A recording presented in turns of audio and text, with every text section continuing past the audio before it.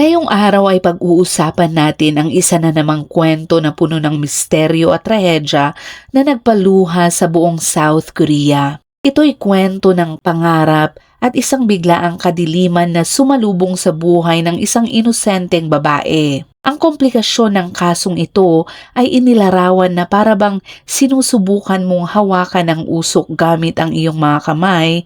Lahat ay mabilis na naglalaho, bawat detalye ay nagdadala ng higit pang tanong kaysa sa sagot, at bawat hakbang ay puno ng panganib at takot. Ito'y kwento ng isang pangarap, pagkakanulo at mga nakakakilabot na pangyayari na nagbukas ng isang bangungot sa totoong buhay dahil ang bawat hakbang ng paunahing tauhan ay puno ng hindi inaasahang panganib at sa bawat sandali, ang misteryo ay lalong lumalalim. Hindi mo alam kung sino ang kaibigan, sino ang kaaway at kung sino ang nagtatago sa dilim.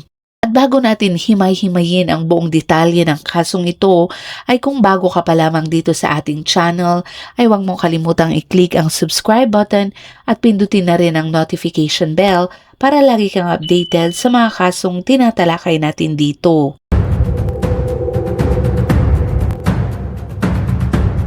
Krimen X-Files. Ang larawang ito ay si Lee Yoon-hee, isang maliwanag at masayahing 29 na taong gulang na babae na mahal ng mga kaibigan at puno ng pangarap. Ipinanganak at lumaki siya sa Namyangju, South Korea at nag-aral siya sa isa sa pinakaprestigyosong universidad sa Seoul na ang Yuho Women's University.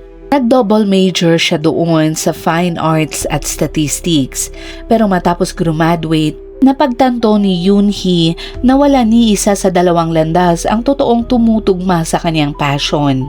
Bukod sa kanyang pamilya, ang talagang pinakamamahal niya sa buhay ay mga hayop. Mayroon siyang 2 aso na tinuturing niyang parang tunay na mga anak at halos lahat ng libreng oras niya ay ginugugol niya sa panunood ng nature documentaries, pagbisita sa mga zoo, farm at wildlife conservation centers.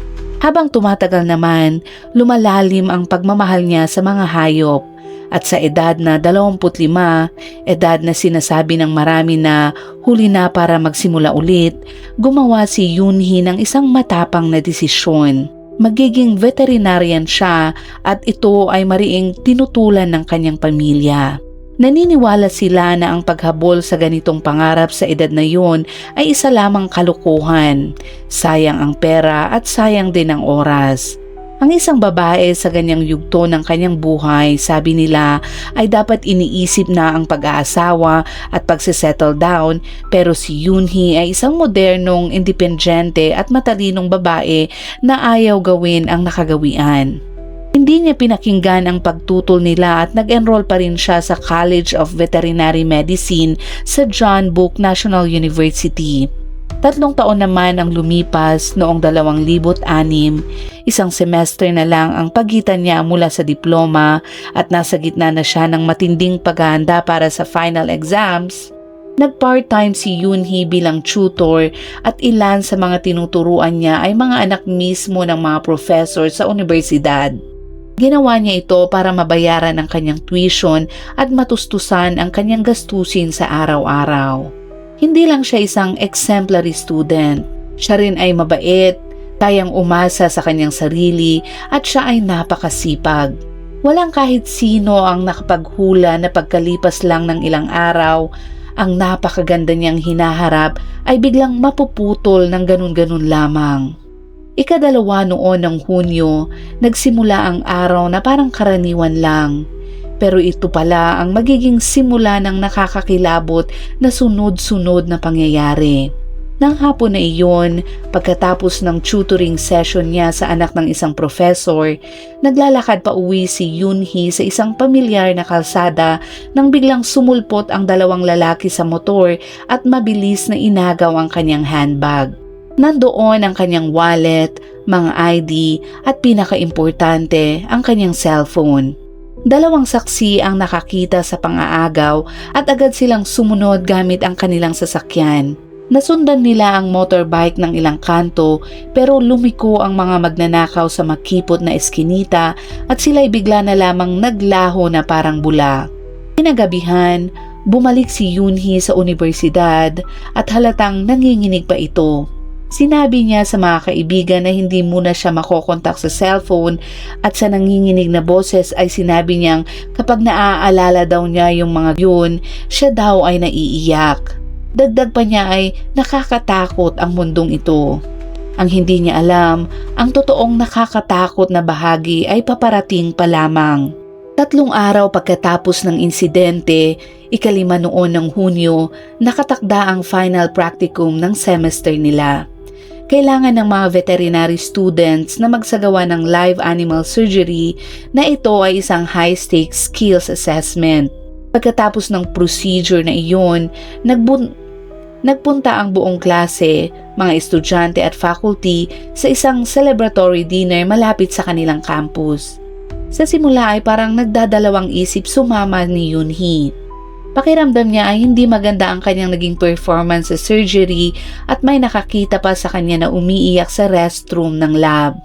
Pero matapos siyang pilitin at i-encourage ng kanyang mga kaibigan, pumayag din siyang sumama sa celebration. Nagsimula ang saya sa isang karaoke bar bandang 10:00 ng gabi. Ayon naman sa mga kaklase niya, unti-unting gumaan ang pakiramdam ni Yoonhee at parang nag-e-enjoy na rin. Pagkatapos noon, ang kanilang buong grupo na may mahigit 40 tao ay lumipat sa isang bar malapit doon.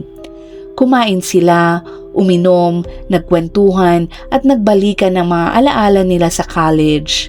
Para sa lahat, isa lang iyong tipikal at carefree na gabi. Pero bandang 2:00 ng madaling araw, lumabas si Yoonhee mula sa restroom ng bar na maputla at halatang naguguluhan ito. Hindi ito nagsasalita at tahimik siyang umalis, hindi nagpaalam kahit kanino at isang 27 taong gulang na lalaking estudyante na kilala bilang Kim ang nakapansin na may mali sa kanya. Mabilis niya itong sinundan. Malapit si Yoonhee at Kim sa isa't isa at matagal na silang magkakilala kahit bago pa sila mag-college. Nag-aalala para sa kaligtasan niya, gusto ni Kim malaman kung ano ang nangyayari. Nang tanungin naman niya, sumagot si Yoonhee na may sumusunod sa kanya papasok sa restroom pero hindi na daw ito nagbigay ng buong detalye.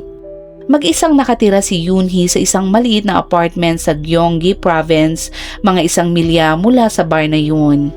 At dahil nag-aalala, inalok siya ni Kim na buhatin ang backpack niya at ihatid siya pa uwi. Isang bagay na madalas na niyang ginagawa pagkatapos ng mga group outing nila. Magkasama naman silang naglakad hanggang marating nila ang isang madilim na eskinita malapit sa apartment. Doon, huminto si Yoonhee at sinabing doon na daw siya. Binigyan niya ng senyas si Kim na hindi na niya kailangan pang ihatid ito hanggang pinto at ito ay nagpaalam na din. Naglaho sa dilim si Yoonhee at nang tatalikod na dapat si Kim, nakaramdam siya ng kaba kaya napalingon ito. Nang makita naman nitong bumukas ang ilaw sa loob ng kanyang apartment, napabuntong hininga na lamang siya sa ginhawa at umuwi na rin ito. Ang Memorial Day sa South Korea ay noong ika-6 ng Hunyo. Ito ay isang national holiday at dahil walang pasok ang lahat, walang nakapansin na tahimik si Yoonhee. Ang hindi niya pagpaparamdam ng araw na iyon ay hindi pa nakakaalarma. Akala ng lahat ay nagpapahinga lang siya matapos ang stressful na semester. Pero dumating ang ika-7 ng Hunyo nang hindi pumasok si Yoonhee sa klase, nagsimulang magkaroon ng mga katanungan ang kanyang mga kakilala. Para sa isang taong kasing sipag ni Yoonhee, ang kanyang biglaang pagkawala ay nakakabahala. Pagkatapos ng klase, nagpa siya ang malapit niyang kaibigan na si Minji na puntahan ito. Pumunta siya sa apartment ni Yoonhee at kumatok ng paulit-ulit. Pero sa kasamaang palad, walang sumasagot, walang yabag, walang kahit anong tunog mula sa loob. At syempre ay hindi rin nila ito matawagan dahil nawala nga ang kanyang phone, ilang araw na ang nakakalipas. Inisip ni Minji na baka sobrang pagod lang si Yoonhee at kailangan niya ng isang araw para sa kanyang sarili kaya umalis ito. Pero nang dumating ang 8 ng Hunyo at hindi pa rin pumapasok si Yoonhee o dumadalo sa kahit isa sa mga event na sinabi niyang pupuntahan niya, ang pag-aalala ng kanyang mga kaibigan ay naging takot. 4 na malalapit na kaibigan niya kasama sina Minji at Kim ay bumalik sa kanyang apartment. Sa pagkakataong ito, pagkatok nila, ang unang narinig nila ay ang tahol mula sa loob. May 2 aso si Yoonhee. Ito ang mga minamahal niyang mga alaga. Wala ni isa sa mga kaibigan ang may alam ng code sa digital lock. Kaya naman, tinawagan ni Minji ang nakatatandang kapatid ni Yoonhee at umaasang matutulungan sila pero wala ring nangyari. Ilang araw na rin palang walang balita ang kanyang kapatid at hindi rin niya alam ang door code. Dahil doon, tumawag sina Minji sa mga pulis. Nakipag-ugnayan ang mga pulis sa landlord at sa pahintulot ng kanyang pamilya, binuksan nila ang apartment ni Lee Yoonhee. Sa mismong pagbungad ng pinto, sinalubong sila ng isang amoy na nakakabaliw sa sama. Isang nakakasulasok na halo ng ihi, dumi ng aso at yung hindi mapagkakaila na amoy ng isang bagay na unti-unting nasisira ng buhay na iniwan. Nakahandusay ang 2 aso ni Yoonhee sa sahig at mahina na sila sa gutom at uhaw. Naabutan nilang magulo ang maliit na apartment ni Yoonhee. May mga papel na ngiat-ngiat ng aso sa floor at may mga damit na nagkalat. Bawat sulok ng kwarto ay may halong distress at parang biglaan itong inabandona. Ang napansin ng kanyang mga kaibigan ay ang isang bungkos ng tuyong bulaklak na dati ay nakasabit sa mataas na pader para hindi maabot ng aso pero ngayon ay nasa sahig na. Nandoon din ang backpack ni Yoonhee na bitbit niya noong gabi ng party. Ito ay isang importanteng detalye dahil pinapatunayan nito na nakauwi nga ito sa kanyang apartment. Sa loob naman ng bag ay may 2 syringe at isang vial ng animal anesthetic at ito'y mga gamit mula sa veterinary lab ng universidad.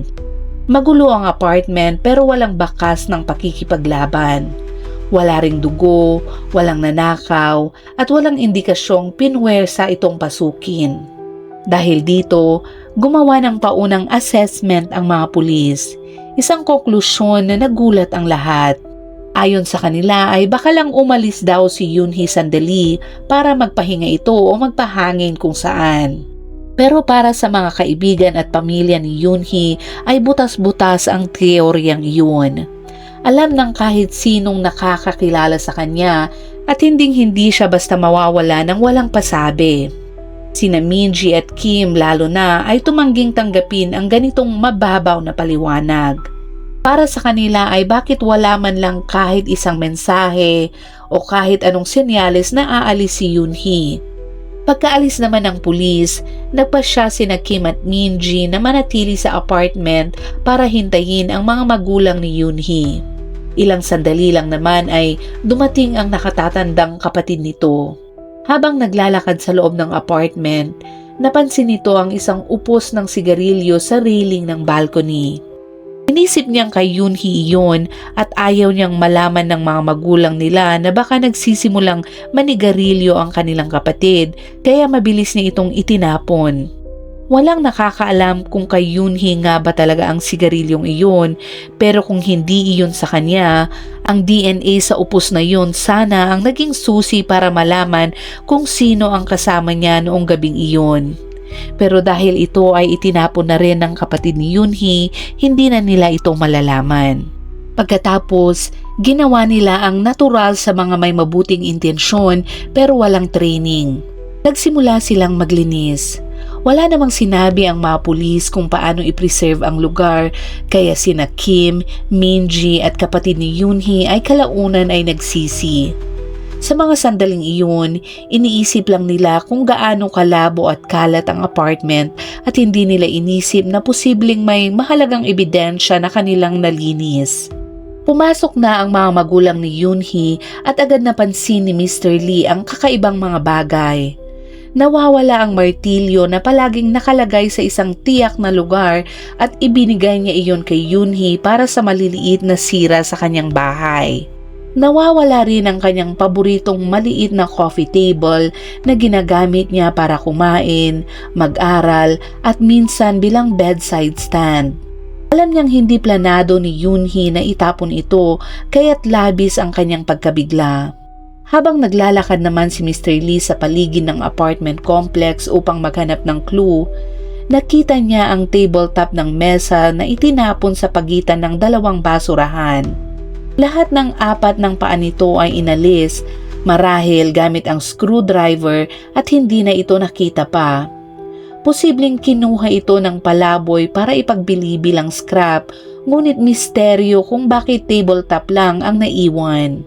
Nagsimulang mag-isip si Mr. Lee na baka nga nasira ang mesa sa isang pagtatalo o mas malala, baka naglalaman ito ng ebidensya gaya ng dugo, fingerprints o DNA ng gumawa kaya itinapon na lang ito. Posible rin na ginamit ang martilyo bilang sandata at itinago ng gumawa upang itago ang ebidensya. Sa puntong ito, puro teorya na lamang ang kanyang iniisip at kontaminado na ang crime scene at maraming ebidensya ang nalinis, naitapon o nailipat din. Pagdating naman ng ika-10 ng Hunyo, 4 na araw matapos mawala si Yoonhee, kinilala na ng pulis ang kaso bilang isang seryosong missing person investigation. Bumuo sila ng special task force na nakatuon sa paghahanap kay Yoonhee pero pagbalik nila sa apartment, halos wala nang natirang forensic evidence. Napilitan silang gumamit ng old school methods at kumakatok sa bawat pintuan at kinakausap ang bawat residente at umaasang may nakarinig o nakakita ng kakaiba noong araw na ito ay mawala. Karamihan ay nanahimik o diretsyong tumangging makipag-usap pero may isang babae ang nagkwento na ilang araw bago daw mawala si Yoonhee, may isang batang lalaki na kakaiba at may nakakatakot na presensya ang sumusunod sa kanya sa labas ng apartment nito. Natakot siya at sinigawan ng lalaki na nagulat at tumakbo rin palayo.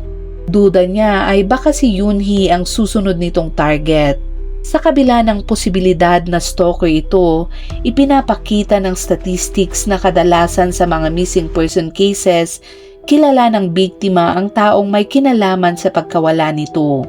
Dahil dito, bumalik ang investigasyon sa listahan ng 40 kataong dumalo sa party noong ika-5 ng Hunyo.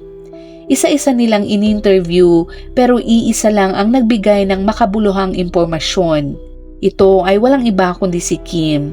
Dahil sila ang dalawang naglakad papunta sa eskinita malapit sa apartment at sinabi rin nito na nakita niyang bumukas ang ilaw bago siya umalis. Kasama naman si Kim at 21 pang iba, sumailalim sila lahat sa polygraph test at lahat ay pumasa. Sa gitna ng maraming dead ends, nagtuon ang mga investigador sa personal na computer ni Yoonhee. Doon nila natuklasan na ilang minuto matapos ihatid siya ni Kim sa eskinita, nag-on pa ito sa computer at may nag-search sa Naver gamit ang keywords na sexual harassment, contact police at 112, ang emergency hotline sa Korea. 3 minuto lang ang tumagal ng session bago manual na pinatay ang computer. Kakaibang kilos ito dahil kadalasan sleep mode lang ang ginagawa ni Yoonhee.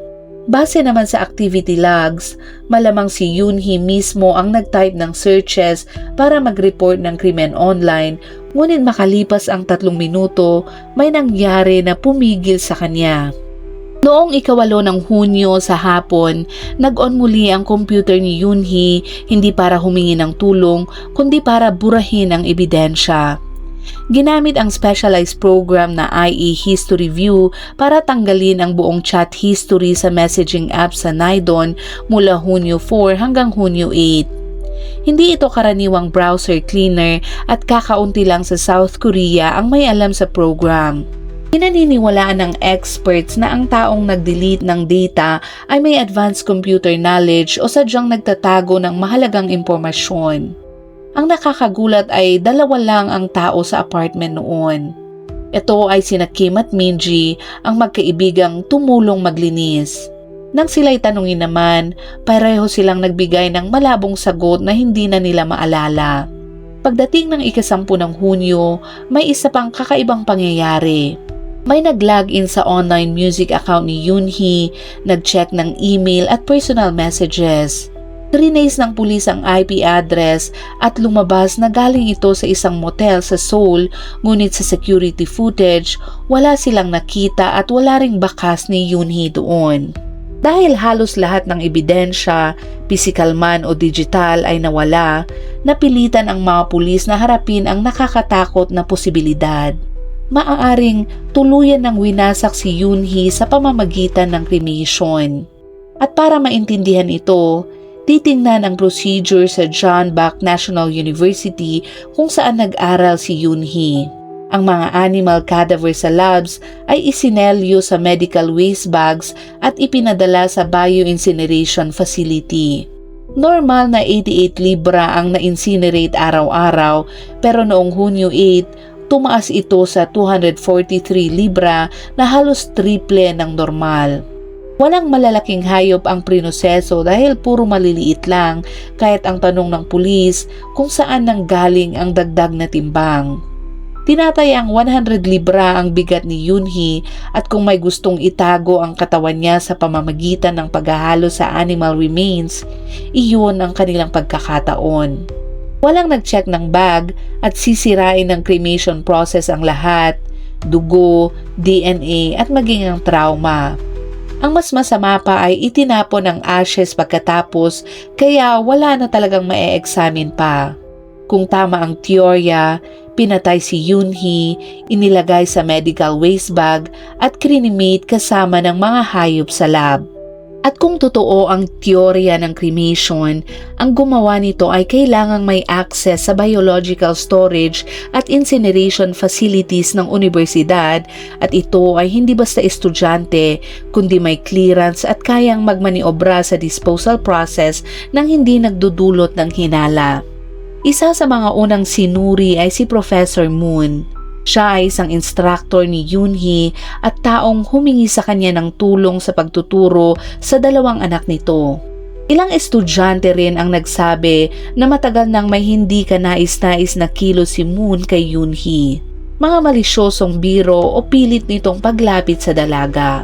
Noong party daw noong Hunyo 5, sinubukan pa niyang umupo sa tabi ni Yoonhee pero tumanggi ang dalaga at lumipat ng upuan at sinabi din ni Yoonhee sa kanyang kaibigan na ang creepy daw ng galaw ni Professor Moon.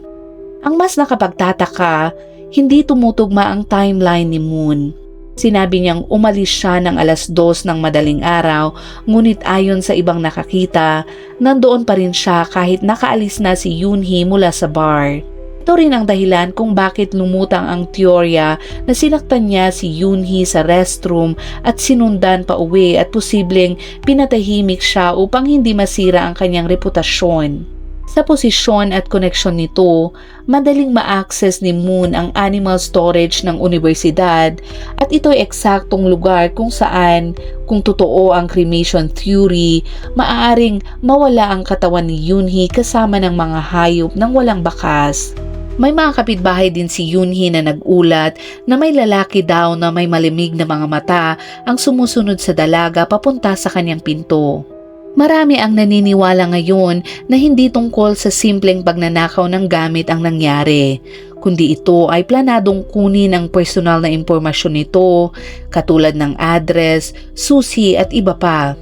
Sa South Korea, hindi na bago ang mga magnanakaw at stalker na target ang kababaihan na nag-iisa. Isa pang controversial na theory ay ang tungkol sa matalik nitong kaibigang si Kim. Siya ang huling nakakita kay Yoonhee ng buhay at siya rin ang nandoon sa apartment nito noong oras na nabura ang data ng computer nito. Bagamat sinabi niyang inihatid lamang niya si Yoonhee sa eskinita malapit sa bahay nito, maraming beses nang bumibisita si Kim sa kanyang apartment, nagpapakain ng aso, tumutulong sa kanyang pag-aaral at alamang passcode ng kanyang pinto. Bagay na hindi niya inamin noong una pa lamang kaya napilitan ng mga pulis na humingi ng tulong sa landlord. Bakit nagsinungaling si Kim? Para naman sa iba, Gusto lang niyang palabasin na hindi sila ganoon ka-close kay Yoonhee. Pero para sa iba, ginawa niya ito para maitago ang ebidensyang na-manipulate niya ang dalaga.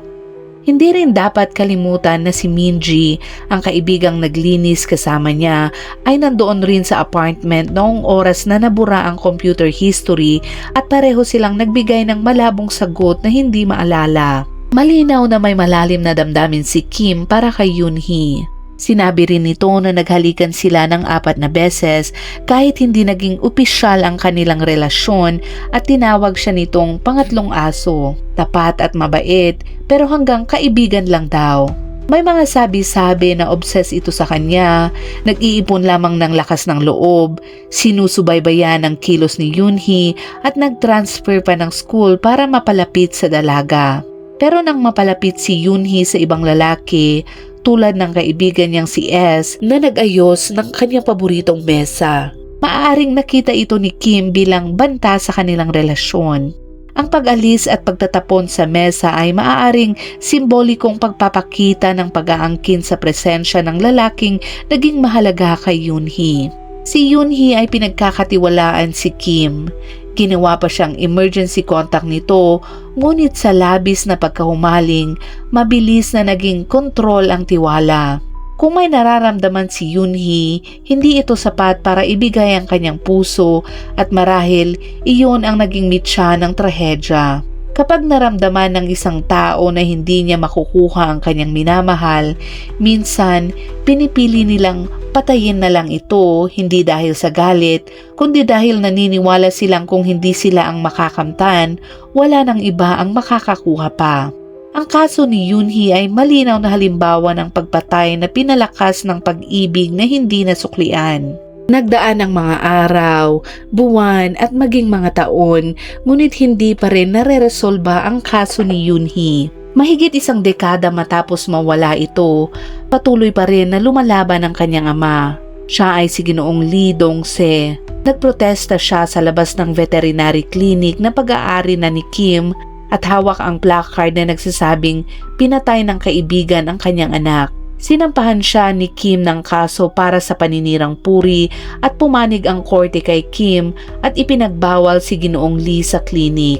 Sa puntong iyon, may asawa at anak na si Kim, maayos ang buhay at iginiit na wala siyang kasalanan sa nangyari kay Yoonhee.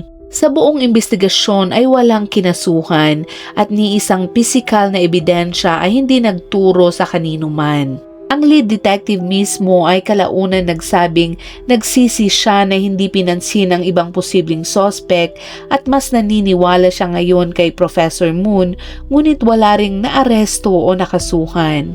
Noong taong 2007, nakatanggap ng kakaibang tawag ang nakatatandang kapatid ni Yoonhee mula sa isang public payphone sa Gwangju. Ang tumawag ay may malubhang pinsala sa utak at hindi posibleng masangkot sa kriminal na gawain kaya isinantabi ang lead. Isang psychic rin ang nag-claim na nakausap niya ang kaluluwa ni Yoonhee at itinago sa wastewater treatment facility, ngunit wala ring natagpuan ang pulisya. Halos 20 taon ang lumipas at nananatiling hindi nalulutas ang kaso ni Yoonhee. Nakarecord pa rin siya bilang nawawalang tao kahit alam ng karamihan ang tahimik na katotohanan. Siya ay patay na at ang tunay na tanong ngayon ay nasaan ang kanyang katawan at sino ang kumuha sa kanya. Sa patuloy na paghahanap ng sagot, ibinenta ng kanyang pamilya ang halos buong ari-arian nila at nag-alok ang pamilya ni Yoonhee ng halos $73,000 para sa sino mang makapagbibigay ng impormasyon, ngunit wala pa ring sumasagot dito. Ang ama nito na 88 na taong gulang na ay umiiyak sa panayam at sinasabing bago siya mamatay, gusto lang niyang malaman kung buhay pa ba o patay na ang kanyang anak. Ang kaso ni Lee Yoonhee ay nananatiling isa sa pinakakomplikado at nakakakilabot na misteryo sa South Korea sa mga taong iyon. Sa halos 2 dekada, maraming teorya ang lumutang, isang propesor na may access sa cremation facility, Isang stalker na pumipili ng biktima sa dilim at ang pinakamatalik na kaibigan na huling nakakita sa kanya at nandoon sa apartment nang nabura ang mga digital evidence. Sa kabila ng malalim na investigasyon, polygraph test at pagsubok tuklasin ang digital at pisikal na ebidensya, wala pa ring naaresto o nakasuhan. Walang nagbigay ng tiyak na sagot kung sino ang kumuha ng buhay ni Yoonhee at ang kanyang katawan ay hindi pa rin natutunton hanggang sa ngayon. Ang trahedyang ito ay nagpapakita kung paano ang obsesyon, pananakot at pag-abuso sa tiwala ay maaaring humantong sa pagkawala ng isang buhay. Ito rin ay paalala ng kahinaan ng sistema at kung paano ang mga bakas ng krimen ay madaling mawala sa pagitan ng digital at pisikal na mundo. Hanggang ngayon, ang tanong na bumabalot sa bawat pahina ng kasong ito ay nananatiling parehong simple at nakakakilabot.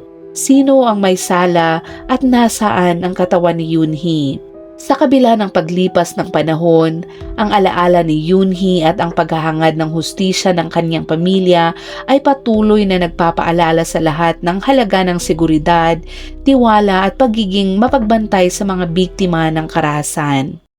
At dyan nagtatapos ang kasong tinalakay natin ngayon. At gaya ng dati, kung umabot ka sa dulo ng kwentong ito ay huwag mong kalimutang ilagay ang iyong komento sa ibaba at ilagay mo na rin kung anong oras at saan mo ito napanood para naman alam namin kung saan umabot ang kwentong ito. Hanggang sa muli at palaging mag-iingat.